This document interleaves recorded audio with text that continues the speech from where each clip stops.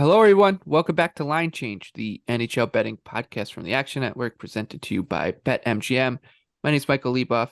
Joining me, as always, is Nick Martin. And Nick, this is our Game 2 previews for Round 1 of the Stanley Cup playoffs. We'll look at all 8 games. Full disclosure, we are recording this at midnight Eastern, so Winnipeg and Vegas is going to go final pretty soon, it looks like. Colorado and Seattle are still playing, but we will do our best to kind of navigate those little wrinkles. But we do have a pretty good idea of what the betting market will look like for those games, anyways. But we will start on Wednesday night with the game 2 between the Carolina Hurricanes and New York Islanders. Carolina won game 1 2-1, 2 power play goals for the Hurricanes was the difference. This line looks just about where it was for game 1. Carolina's minus 175 at home. Islanders plus 150. Over under 5.5. It could get to 5. I'm expecting it to with the way that the under's been juiced, but bookmakers are just so careful about these 5s in the NHL now. But if there ever was one, this would be it. I think of the 8 first game ones that we've seen. Islanders Hurricanes probably went to script more than any of the other ones, right? Like everyone knew what these two 100%. teams. Yeah, everyone knew what these two. I had my best betting game because I think all the logical angles, they hit. So There, you can just trust I, these teams. And it feels like no matter how long this series goes, that's just going to continue. Like these two teams are just going to step back out to the ice, and they're just going to be themselves. And uh, the Islanders didn't get the. I thought they were all right. Slow start, obviously giving up a power play goal in the first 5 minutes will throw you off a little bit. But they started to kind of hold their own from the middle of the first period on. Both teams had some chances. Goaltending was good for both sides, despite a soft goal by Ronta. Uh, Carolina's just not a team that you want to. I don't think you want to lay this kind of juice with. So I think it's still Islanders or nothing if you're looking at the money line. But are you just going to go back to this under? am not. I think it's just a little too juiced. It's Mhm. close. I'd probably play it first. Maybe keep an eye on Burns. The Sorokin saves, it felt probably like an angle I could go back to. It was also kind of funny that saves coming off the board was outrageous. I looked the next day to double check that the one alt saves play I had posted was going to stand, and they had removed 2 more overnight, so it held on by half a shot. So I don't know exactly where it's all coming. If they're not shots, I can live with it, but I think my beef is that they never add any. But yeah, I thought money line looks sharp. Carolina, I think it kind of just seemed like what everyone thought. They were the better team by a bit, but it was a really close game. I thought, obviously Rantalet's in the one really soft one, maybe a little more in the way of that. The next game, if the Islanders can be a touch better and not give up the shorties, that could be enough to hang in there. So yeah, I think that's kind of just a long way of saying that minus 170 looks pretty fair to me. Panthers and Bruins. I didn't look like the Bruins got into second gear in that Panthers game. They still were able to win. Florida's plus 205 for game 2. Boston minus 245. Over under 6.5. Patrice Bergeron did not play in game 1. Bodes well for our Conn Smythe futures. Especially when past the scores and uh, Allmark is a star. Not Unbelievable. great. Not a great Uh, look so far. the Cats, though, I mean, it would be Cats or nothing. The Islanders, it, the Islanders and Panthers, as it stands now, should these scores hold, for the games that haven't gone final tonight, the Islanders and Panthers would be the only two underdogs that lost game 1. The only two road teams that lost. But we'll see if that changes with how things shake up the rest of the night.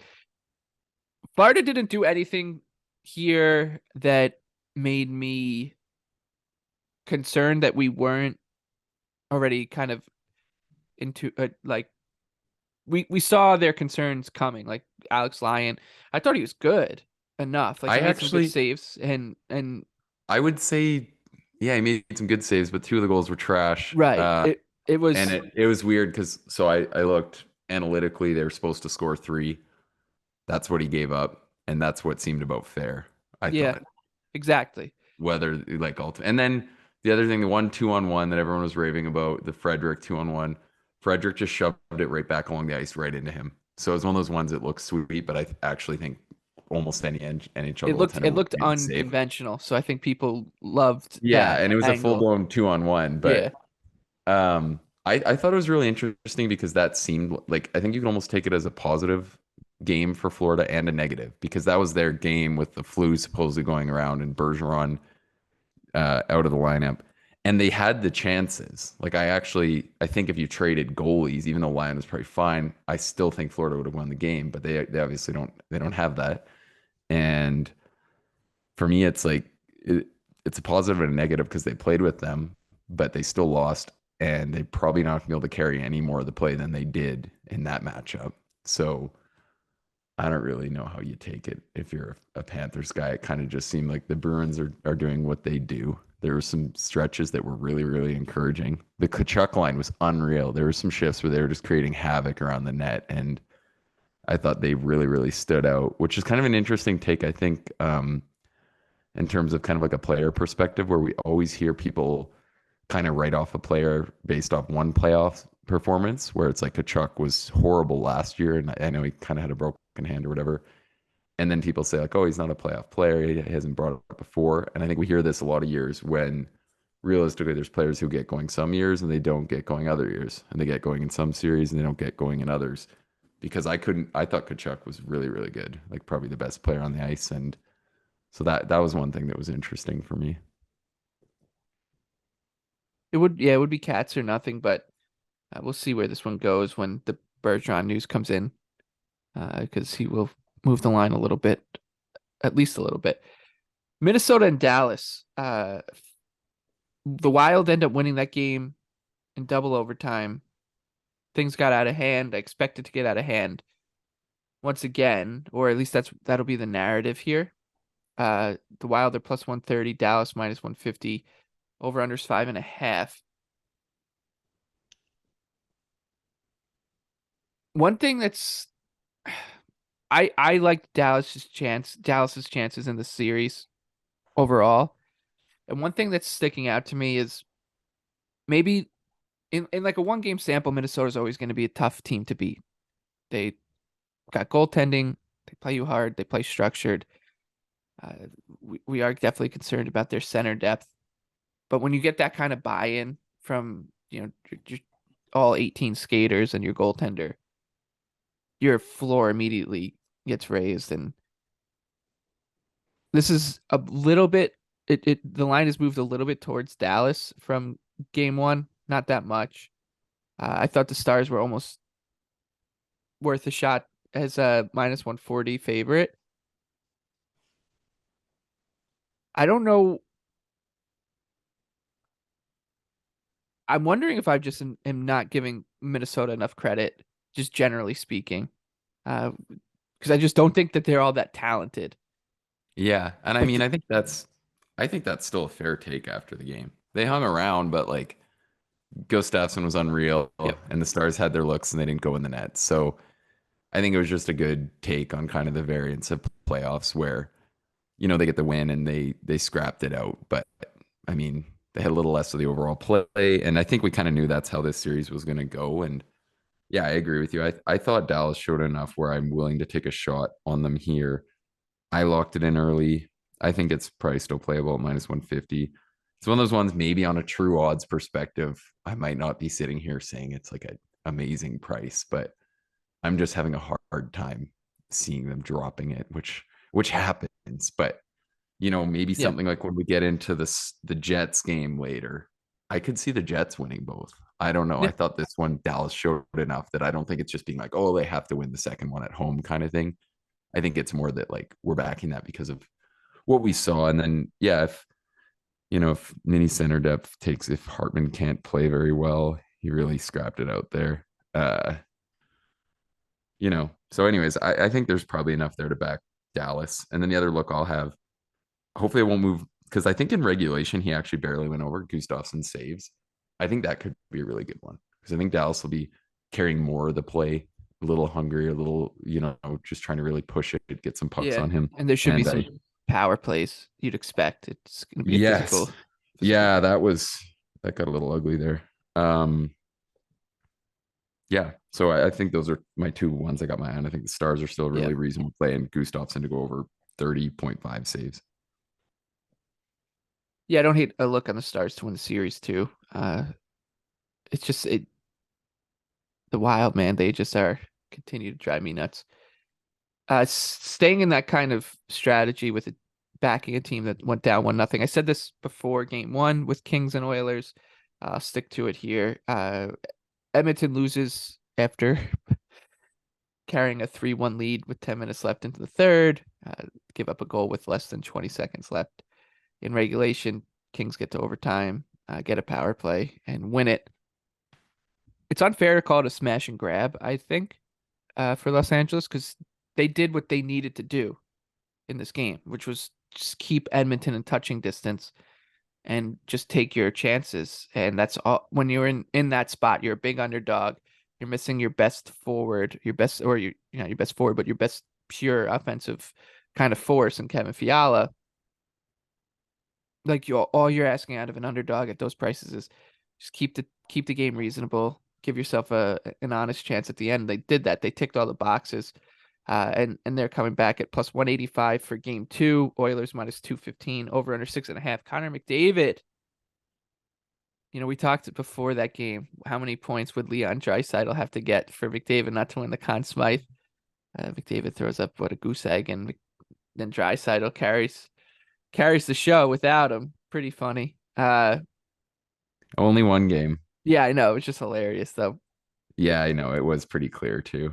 I But I think that there's going to be a lot of people, and that's relative because we're talking about betting on hockey. There's not all that many people out there who do it. There's more in the playoffs who are going to see Connor McDavid 0 points in game one and just take as many, Connor McDavid over props as they can for game two. Play the law of averages, and honestly, I don't think it's a terrible idea. Uh, I think shots, they're not moving it enough. I'll probably just keep going back to that. We'll I see. and I like We Edmonton to win the speculative. series You're right. now. Yeah, I no, I agree. And I think I'd rather play that than than the money line. tomorrow's price. Yeah. Yeah, because I mean, I don't love them to win the series. It's going to be tough, but they played pretty good. We talked about it before, though. I think the number one thing that if I could just summarize my thoughts on it all, were that nobody's respecting the Kings. I can't remember who it was. I heard on Sportsnet today that I was listening to said that the Kings are just happy to be there. And I was like, in what world are the Kings just happy to be there? They're A happy to hundred be there point team. last year. Yeah, this is a legitimate team that made deadline moves to be a contender. Like, I think a couple more wins. And we talked about it. I think they're better than Vegas, which is why I was pissed. This was the matchup. So we'll see. It's one of those ones where, like, I kind of like it, but I kind of still think it's just like the prices aren't maybe there just because the Kings are good. So it's tough. It'll be sad when one of these teams goes home. Yeah, I'm gonna play some Oilers futures series, maybe cup. Even if they go down 2-0, I think that's maybe when I'll get in on a cup future or something, or McDavid, Conn Smythe. Because you just knew it wasn't gonna be a smooth ride for them. Right? Like we said that from the top. There's gonna be a point where you're gonna be able to get a better number across the board on the Oilers. They'll face some adversity. Maybe it's gonna come a little sooner than we think. Speaking of adversity, the New Jersey Devils, they looked like a team that was just happy to be at the playoffs in the first Oh, 20 minutes of that game against the Rangers. The Devils lose. They basically got their lunch handed to them.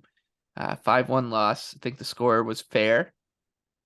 This wasn't just your typical Rangers playoff win where the other team controls a play, the Rangers score on the power play. They did.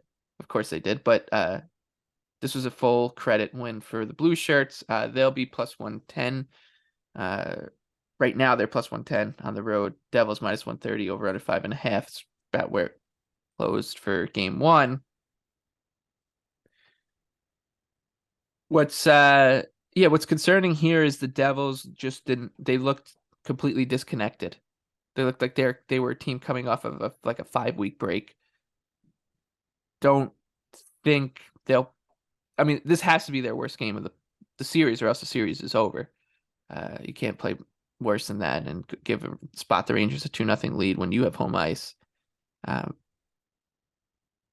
I think that the Devils, you trust their 82 games over the regular season shows that they should bounce back and be better and trend up in the series. I think there's some lineup things the Devils can do to maybe get a spark, whether it's switching Timo Meier and Andre Palat, putting Palat on the third line and putting Meier on the first line, or putting Luke Hughes in for Kevin Ball.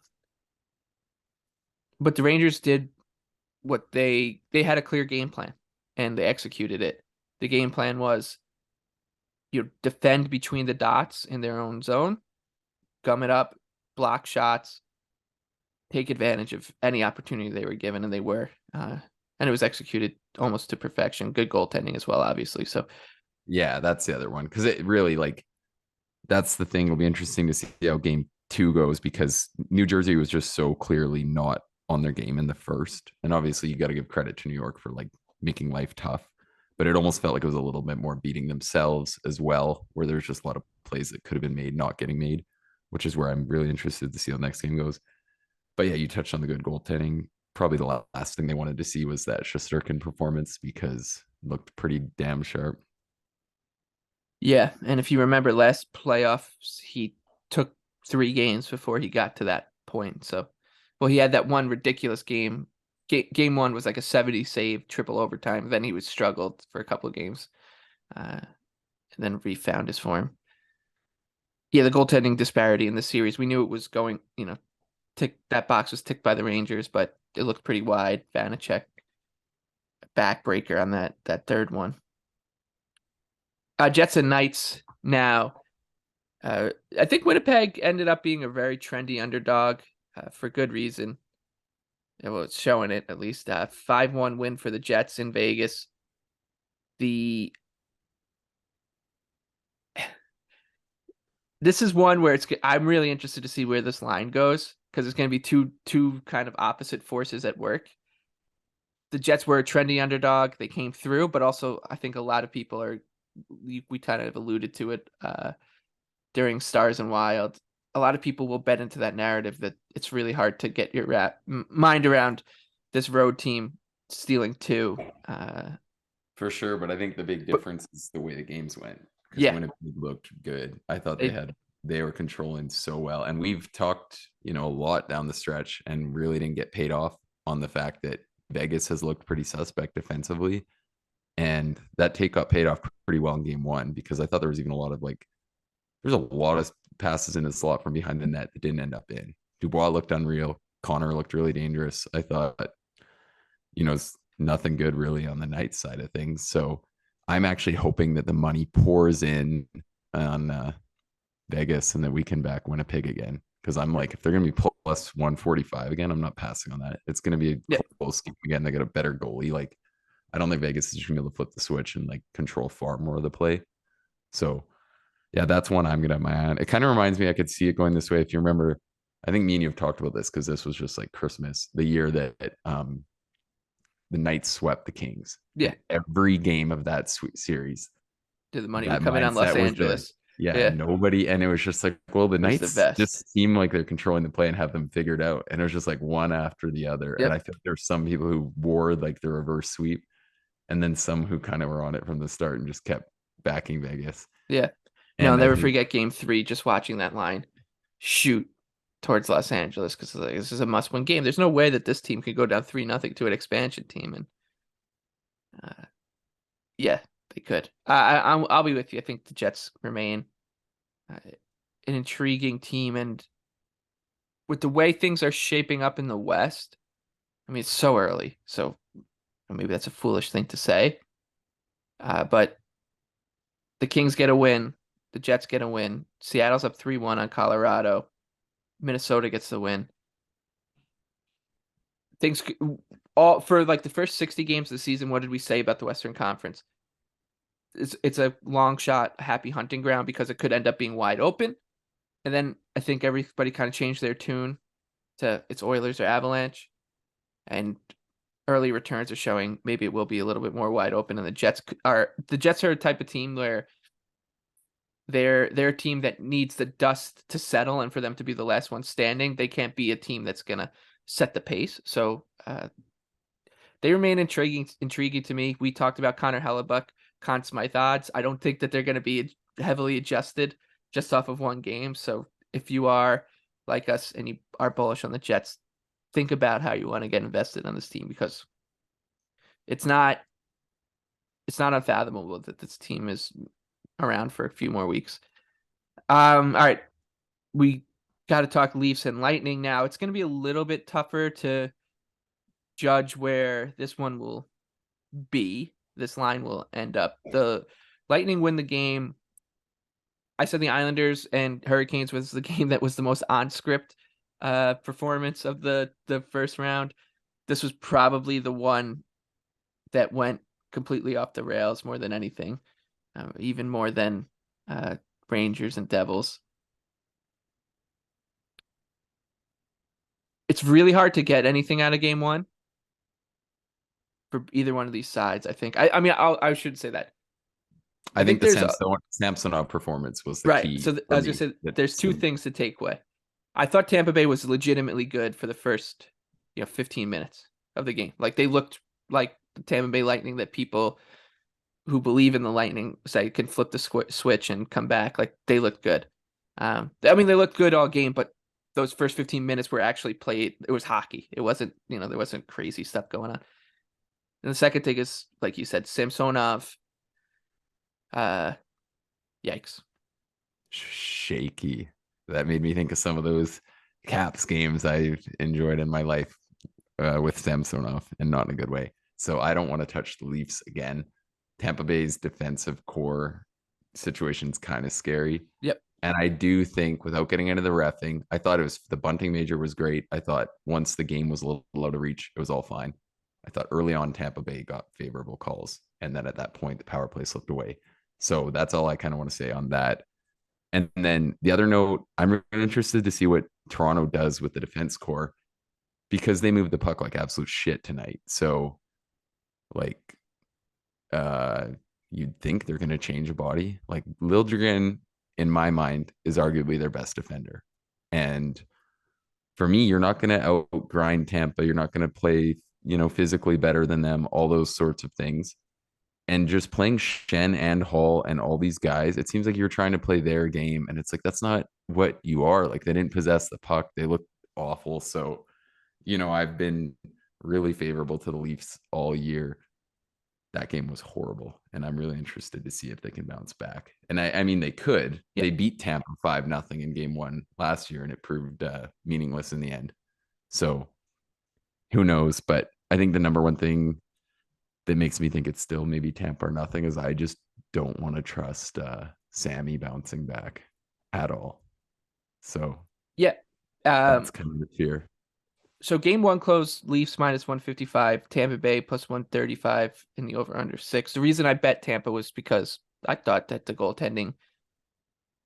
in goaltending was big enough when you have guys like Braden Point, Nikita Kucherov, Steven Stamkos.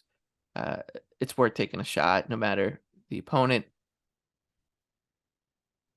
It ended up working out, but this next one now becomes a little more complicated because the Lightning finished the game with 4 defensemen standing. Even looked like Sergachev was banged up a little bit on the bench. Chernak, and I'm assuming Chernak's a no-go at this point. We'll see. That guy freaking plays through everything. The last couple playoff runs, there's been Yeah. a few times where it seemed like he's It's so on funny fumes. right before that hit, I texted, because Hedman had just left, and I texted someone that Chernak and Hedman's always like, just they alternate games in playoffs where one of them always leaves, and then Last year it was their show there's highlight reels of all the Tampa Bay defensemen like blocking shots and limping to the room yep. and all that shit, and then they'd all play. So Yeah, who it knows does what to the expect Hedman there. stuff. Hedman sounds like it's like 50-50 from the way Cooper's the best. The guy is just what a lawyer coach he is. About the bunting hit, he said it ticks a lot of boxes, and that's all he'll say about that. Which is he's just an absolute treasure. Uh, I'm assuming Liljegren will play, by the way. I think so. What do you like? I, I think it, Like, how do you watch that and not think that we need another guy who can actually skate and move the puck? Like, they looked awful. This is what I was acting like Tampa Bay's defensive core was. yeah. So I we'll was actually see. pretty I mean, and impressed with. they were obviously out of rhythm. That happens. Like, I think it only kind of takes one guy, especially, and this is the thing with the Leafs, they're so fragile, but it only takes one little thing to throw you off. And I think Aston Reese, like, what is he doing there? You know, and you got a fourth line guy just throwing it up the middle, puck ends up in your net to start the game, and just seemed like they couldn't reel it back in. And this is one of the things too. We've kind of like, I've always loved to make the point that I don't think home ice rates that much. That fading home ice can be really good, and that dating back to 2016, it hasn't actually proved to be very useful.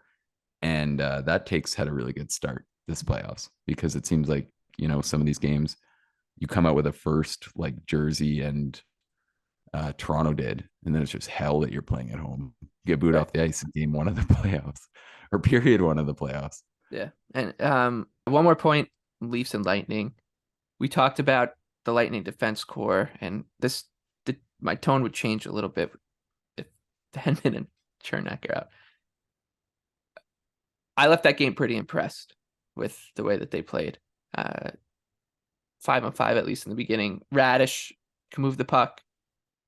Don't Yeah, think you're him and asking. Perbix were really good. Perbix, beautiful pass. Yeah, Perbix was really good. So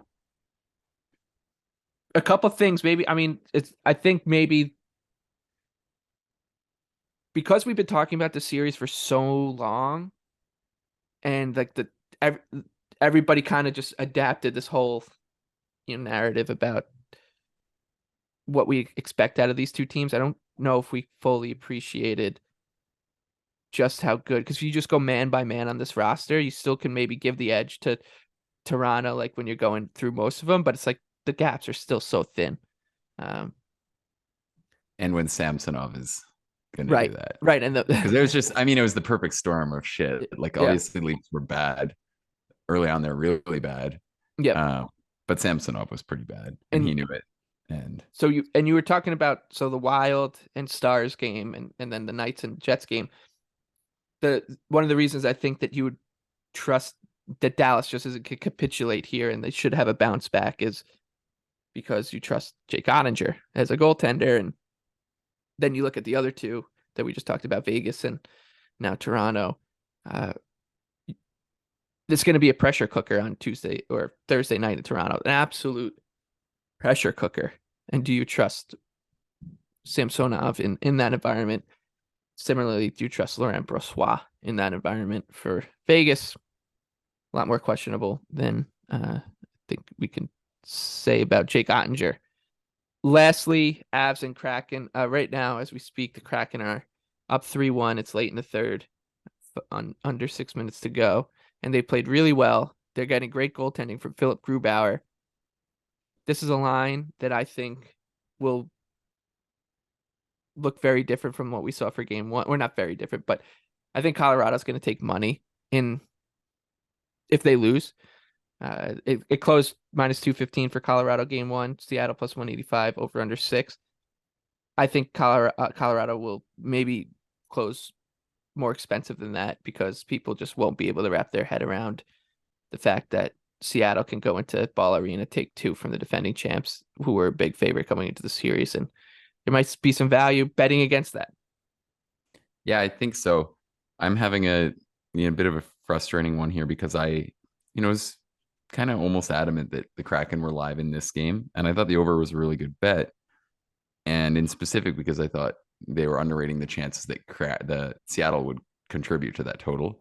Well, we've been shocked because Grubauer has actually been really Yeah. sharp, which no one saw coming. I thought that the Kraken were live because of how they can score, but I thought it would be a fight and that they'd probably still need 4 every time. They're playing so well right now that if they're going to get goaltending, I don't know. I mean, you'd think the Avs still find a way, but they're live. They're and their win by committee approach is working today, because there's like 9 forwards that have had really good games. I didn't know how that would work when you It's start seeing the Avs stars a little more, but they yeah, they they weathered they're a storm in impressive. the second, the Kraken, and as soon as they got out of that, I was like, okay, uh, they're not going down easily. So, yeah, good for them.